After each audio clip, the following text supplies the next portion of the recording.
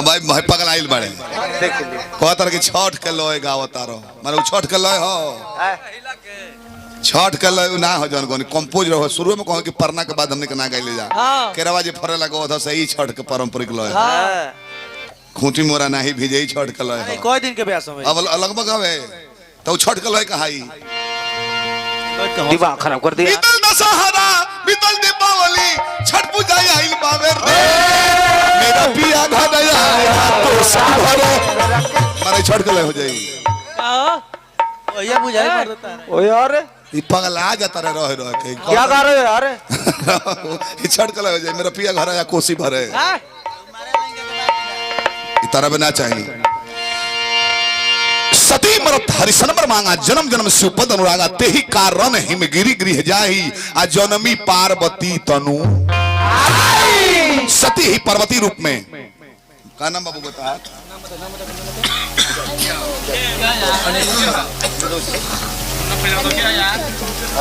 अनिरुद्ध जी ये तो कृष्ण जी के परिवार के नाम हो गए वही खानदान में अनिरुद्ध जी भी आई रहनी पंडोलू में कौन मेरे बुढ़ा तो तैयार कर लोग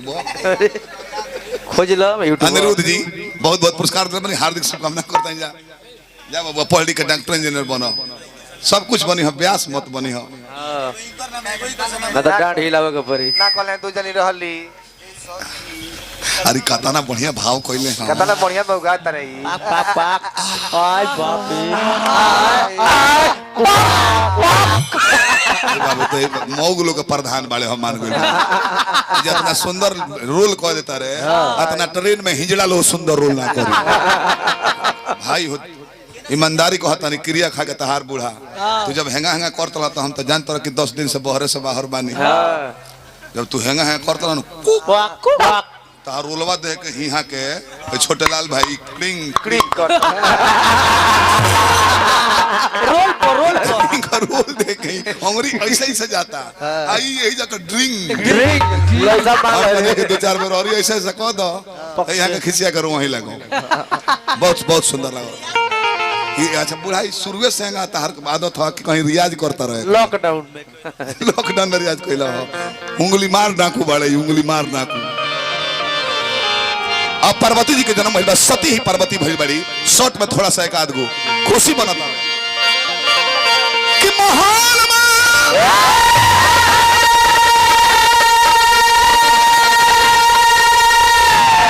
अरे महल में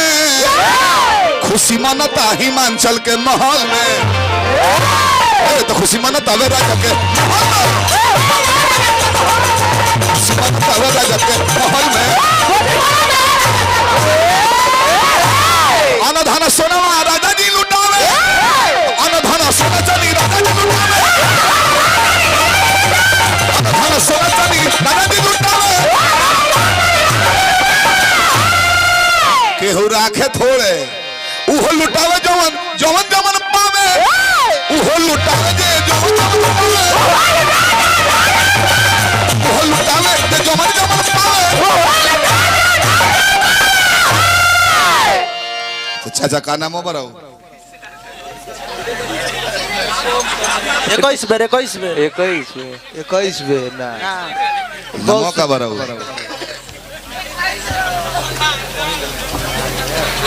भुवर शर्मा जी के प्रणाती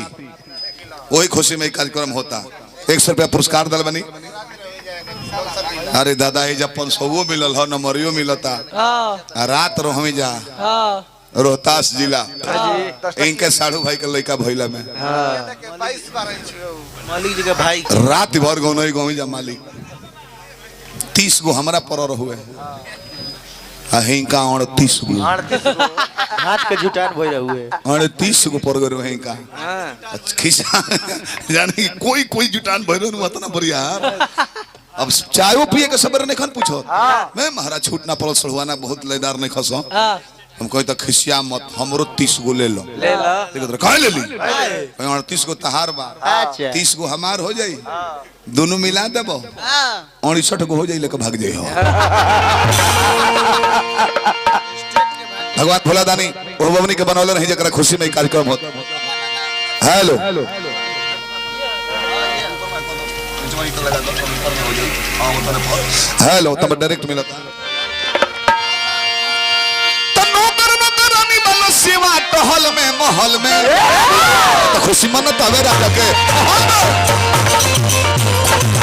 खुशी मन तवे राजा के महल में खुशी मनाता सोहर मंगल होता तो सोहर मंगल हमने के यहाँ जो होता तो जो थोड़े गवाइल हुई